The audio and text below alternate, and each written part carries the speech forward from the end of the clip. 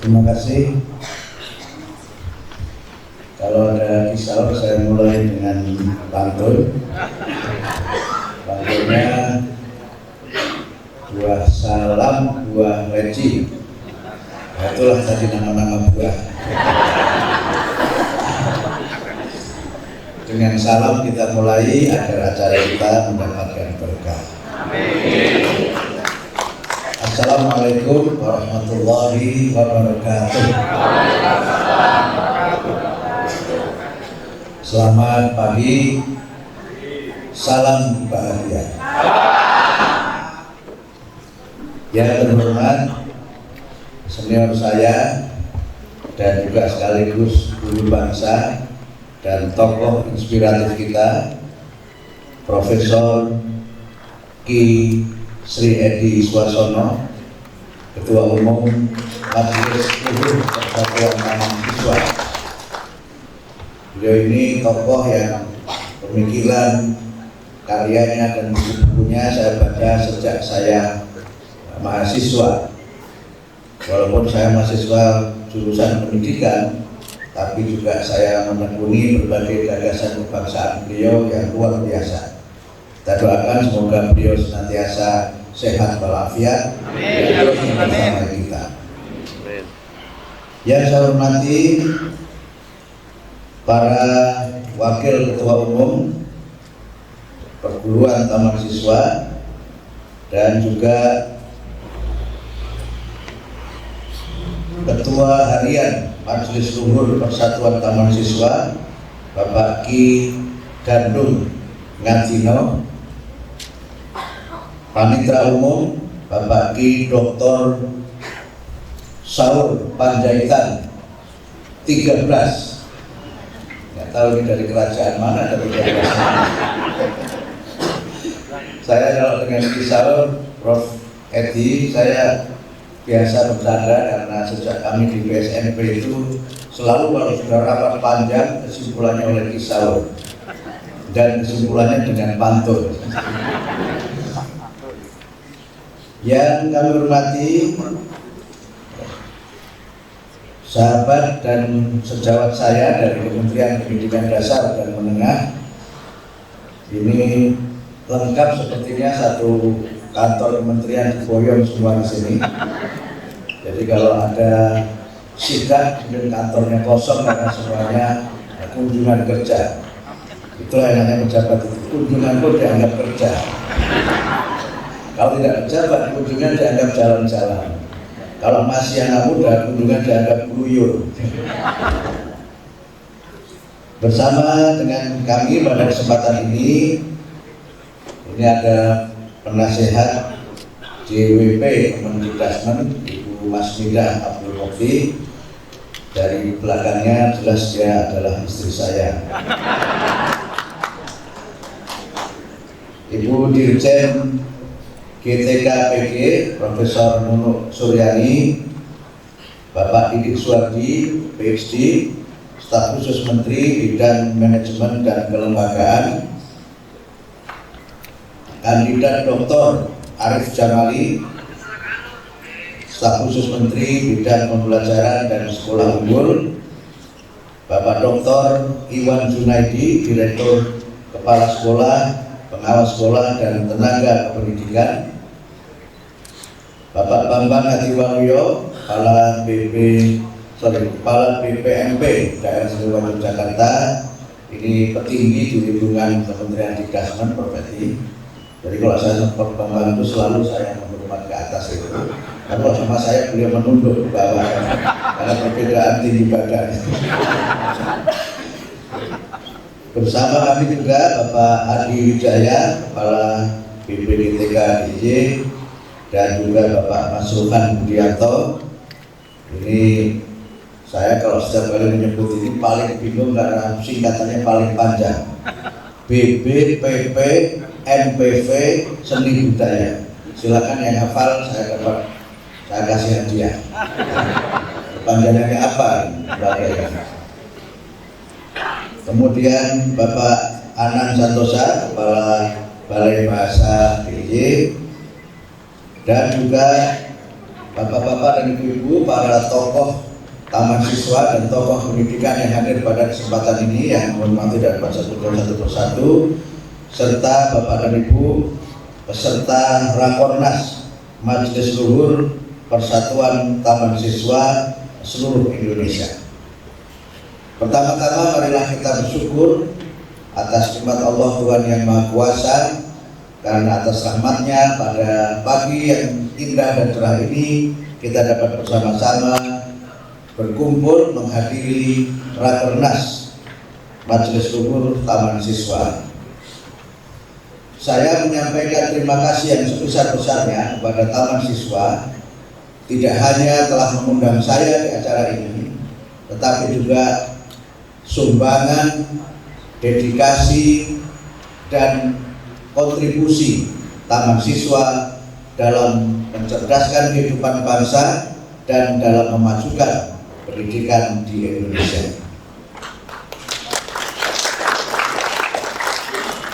Saya menggarisbawahi yang disampaikan oleh Profesor Edi Suarsono dan juga oleh sahabat saya Ki Saur Panjaitan, betapa Indonesia ini tidak bisa mencapai apa yang dicita-citakan oleh para pendiri bangsa tanpa dukungan dari seluruh komponen, dari seluruh elemen yang ada di Indonesia ini. Ketika saya awal menjabat menjadi Menteri Pendidikan Dasar dan Menengah, saya berkunjung ke organisasi-organisasi yang menyelenggarakan pendidikan. Saya ingin mendengar dan mendapatkan masukan serta belajar bagaimana lembaga-lembaga pendidikan yang diselenggarakan oleh masyarakat itu berpartisipasi dan memberikan masukan untuk pengambilan kebijakan. Dalam kunjungan ke PGI, salah seorang dari petinggi PGI itu bertanya kepada saya, bagaimana Pak Menteri memandang kami sebagai penyelenggara pendidikan swasta? Dan dengan tidak berpikir panjang saya menjawab, swasta adalah mitra pemerintah.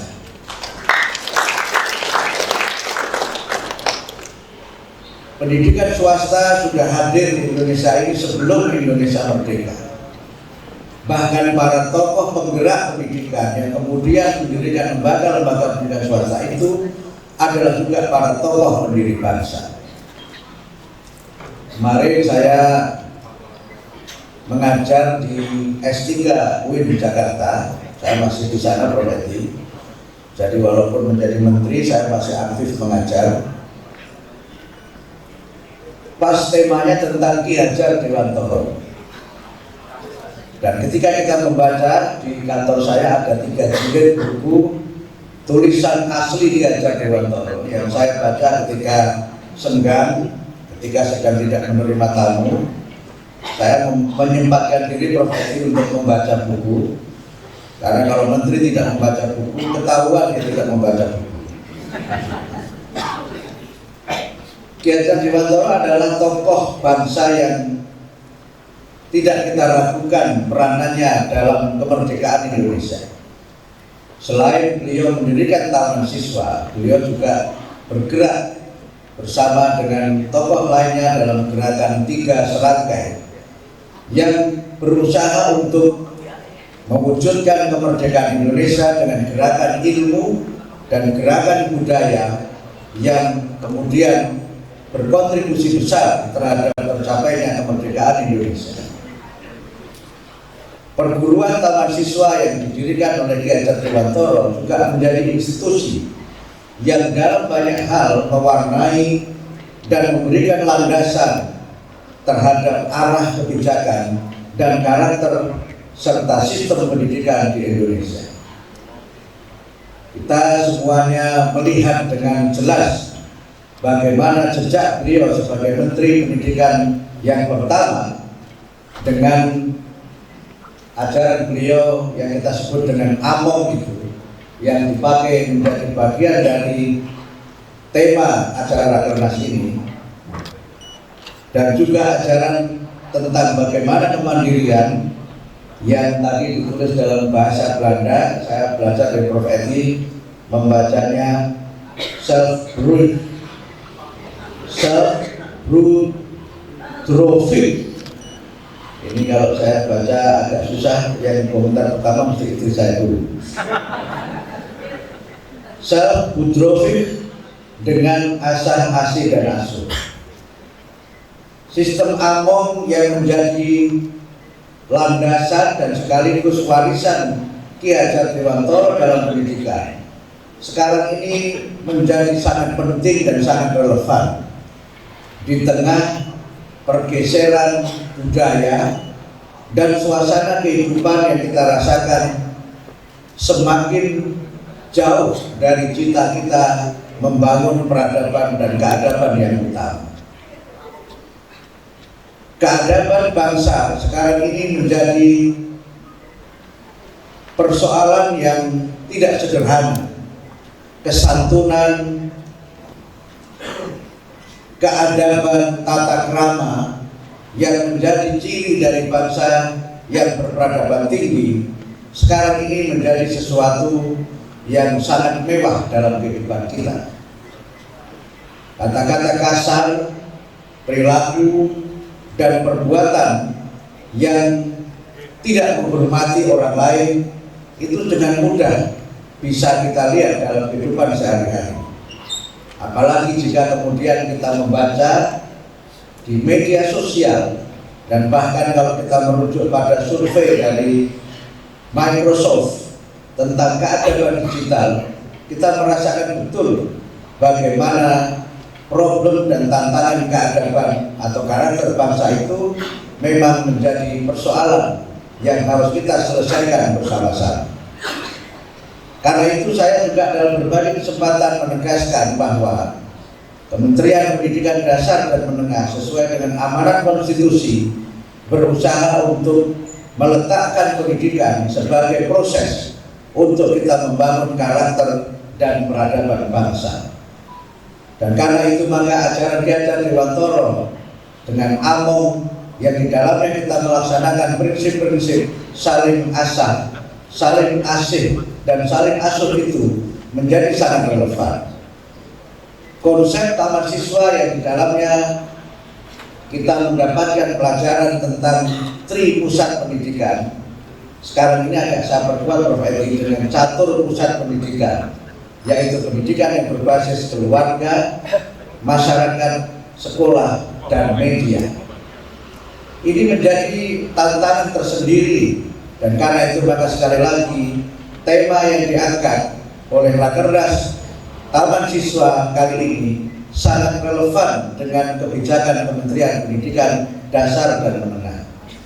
Kita semua bersepakat bahwa membangun anak yang cerdas, anak yang terampil, anak yang kreatif, semuanya sangat penting, tetapi semuanya harus bermuara bahwa mereka adalah anak-anak yang cerdas dan berkeadaban, anak-anak yang terampil dan berkeadaban, anak-anak yang kreatif dan berkeadaban. Karena itulah sebenarnya hakikat dari pendidikan. Dan Ki Hajar Dewantoro meletakkan itu dengan nama Taman Siswa. Beliau memberikan kepada kita tuntunan dan memberikan kita ajaran agar sekolah itu harus menjadi rumah bagi anak-anak kita. Ruang-ruang kelas itu laksana taman di mana mereka bisa menikmati indahnya bunga-bunga, mereka bisa menikmati bagaimana semua insan yang ada di situ laksana keluarga yang mereka berinteraksi dengan penuh kasih sayang, dengan penuh saling menghormati dan memuliakan antara satu dengan yang lainnya. Inilah yang akan coba kita bangun dan kita letakkan sebagai bagian dari arah pendidikan dasar dan menengah di masa depan. Kita semua sepakat, dan saya sering mengatakan itu di berbagai kesempatan, mendidik itu ibarat menanam pohon, dan pohon itu akan tumbuh menjadi pohon yang indah, yang cabang daun-daunnya membuat kita senang melihatnya, yang buahnya bisa kita nikmati kapan saja, dimulai dari kita memperkokoh akar, menyiraminya, mengasuhnya, dan merawatnya dengan sepenuh jiwa. Inilah yang saya kira sangat penting dalam pendidikan itu. Sehingga Prof. Edi, selain kebijakan-kebijakan yang tadi sudah disampaikan oleh Kisahun menyangkut tata kelola penyelenggaraan pendidikan, kami ingin meletakkan tata asuh dalam pendidikan, di mana kami sekarang sedang dalam proses untuk menyempurnakan peraturan Menteri tentang membangun budaya sekolah yang aman dan nyaman. Karena sekarang ini kekerasan itu masih banyak terjadi. Bahkan angkanya tidak menunjukkan kecenderungan yang semakin berkurang. Dan oleh karena itu maka upaya kita untuk menjadikan sekolah sebagai rumah kedua bagi anak-anak kita adalah bagian dari kita melakukan reaktualisasi gagasan Ki Hajar Dewantoro, di mana sekolah lembaga pendidikan itu adalah taman-taman di mana anak-anak berada di dalamnya dengan merasa aman dan nyaman, karena semuanya adalah insan pendidikan yang saling memuliakan di antara satu dengan yang lainnya. Tentu penguasaan teknologi sangat penting, bahkan sangat kita butuhkan. Sekarang ini hampir semua kita bicara mengenai AI, Artificial Intelligence. Hampir semua kita bicara mengenai ChatGPT dan berbagai teknologi yang sekarang ini melesat luar biasa. Teknologi digital itu telah melahirkan masyarakat digital, tetapi tentu saja teknologi digital dan masyarakat digital itu harus kita berikan penguatan dalam bentuk keadaban digital. Inilah yang sekarang ini juga ditulis oleh berbagai kalangan di berbagai forum internasional yang saya hadir atau sejawat saya kementerian hadir. Concern terhadap etika AI misalnya itu menjadi bagian dari perhatian dunia. Banyak orang yang bicara bagaimana AI itu hampir bisa mengisi seluruh relung dan ruang kehidupan kita. Tetapi AI tetaplah teknologi, AI tetaplah mesin yang sebenarnya dikembangkan dengan memanfaatkan berbagai kecenderungan algoritma dan berbagai kecenderungan teknologi yang lainnya. Dalam sebuah buku yang sering saya kutip, How AI Will Change Our World, bagaimana AI akan merubah kehidupan kita, ada penjelasan yang menarik yang sering saya kutip juga. AI bisa menjelaskan bagaimana manusia bisa mengidap penyakit kanker, apa penyebabnya, dan bagaimana mengatasinya. Tetapi AI tidak bisa melakukan riset tentang bagaimana kanker bisa diatasi. Semuanya bersifat naratif, semuanya bersifat deskriptif, tapi tidak ada riset di situ. Dan AI tidak bisa menjenguk orang yang sakit kanker. AI tidak bisa memberikan kepada pembacanya empati dan simpati atas berbagai persoalan yang dihadapi manusia dan persoalan kemanusiaan yang lainnya. AI bisa menjelaskan mengapa banjir terjadi, tapi AI tidak akan memberikan santunan kepada mereka yang terkena banjir. Tapi waktu kita seringkali dihabiskan oleh itu dan kita terkesima dengan itu semua. Karena itulah maka kemudian AI dan coding yang merupakan mata pelajaran baru dan masih merupakan pilihan dalam kurikulum kita sertakan di dalamnya aspek-aspek etik, aspek-aspek keadaban, agar kemajuan teknologi, penguasaan teknologi tidak tercerabut dari akar-akar budaya dan nilai-nilai yang utama yang dimiliki oleh bangsa Indonesia. Karena itulah maka berbagai kebijakan yang bersifat manajerial tadi disampaikan oleh Kisahun dan juga Prof. Edi menjadi bagian dari upaya kami untuk bagaimana kita membangun partisipasi semesta. Visi kami adalah pendidikan bermutu untuk semua dengan partisipasi semesta. Dalam bahasa lain, kami ingin maju bersama dengan seluruh komponen bangsa dan tidak ada dikotomi, apalagi sampai banjir silakan antara negeri dengan swasta. Karena itu revitalisasi yang tahun ini alhamdulillah dari anggaran 16,9 triliun awalnya hanya untuk 10.440 bisa kita realisasi menjadi 16.175, yang itu 23%-nya adalah sekolah-sekolah swasta. Kami sudah menghitung, ini Prof. Edi, pakar ekonomi yang luar biasa, sudah menghitung dengan hitung-hitungan ekonomi. Ketika kita memberdayakan swasta, memajukan swasta, kos yang kita keluarkan secara anggaran itu jauh lebih hemat dibandingkan dengan kita memberikan unit sekolah baru negeri. Dan semua yang belajar di swasta adalah juga anak-anak Indonesia. Semua yang belajar di swasta adalah anak-anak kita, yang mereka adalah generasi bangsa yang akan melanjutkan perjuangan kita. Disinilah kemudian berbagai kebijakan itu kita rancang dan kita laksanakan dengan prinsip semua maju, semua bisa berperan serta, dan itulah sebenarnya wujud dari Bhinneka Tunggal Ika dalam penyelenggaraan pendidikan di tanah air kita.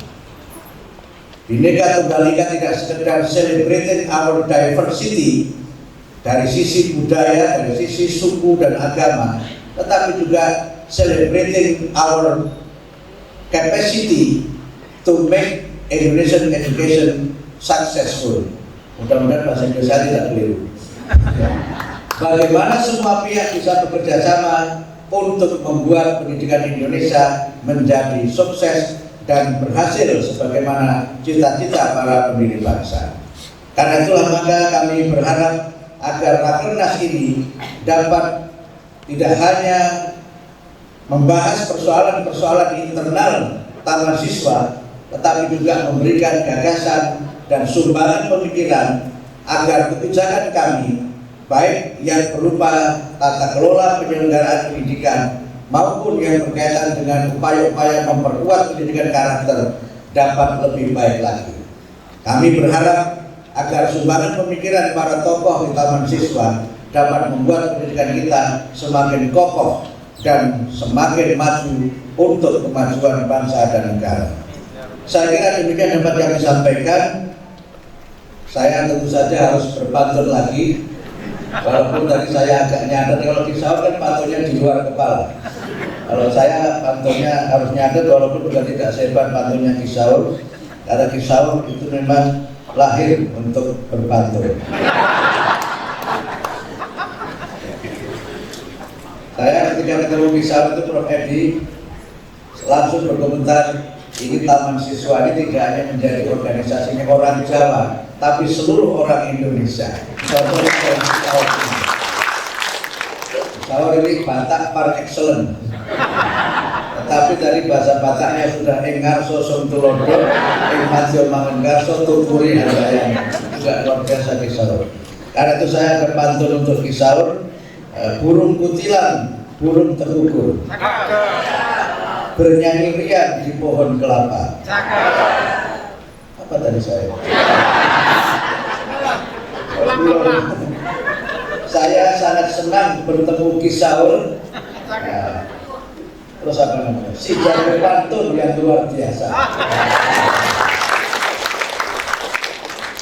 Nah, yang kedua ini yang terakhir. Buah alpukat, buah nanas, enak rasanya bila dirujak. Selamat melaksanakan Rakernas, semoga taman siswa kian maju besar. Terima kasih. Selamat melaksanakan Rakernas, semoga acara kita mendapatkan rahmat dari Allah Subhanahu wa Ta'ala, Tuhan yang Maha Esa. Terima kasih. Mohon maaf atas segala kekurangan, kekhilafan, dan tutur kata yang tidak berkenan. Kalau ini pantun khas saya, kalau misalkan pantunnya jerami dan sebagainya, nah, saya burung lagi, burung emprit, burung merpati. Nah, itulah tadi nama-nama burung. Mohon pakai undur diri, lain kali kita sambung. Terima kasih. Selamat melaksanakan Rakernas, semoga dan sukses. Assalamualaikum warahmatullahi wabarakatuh.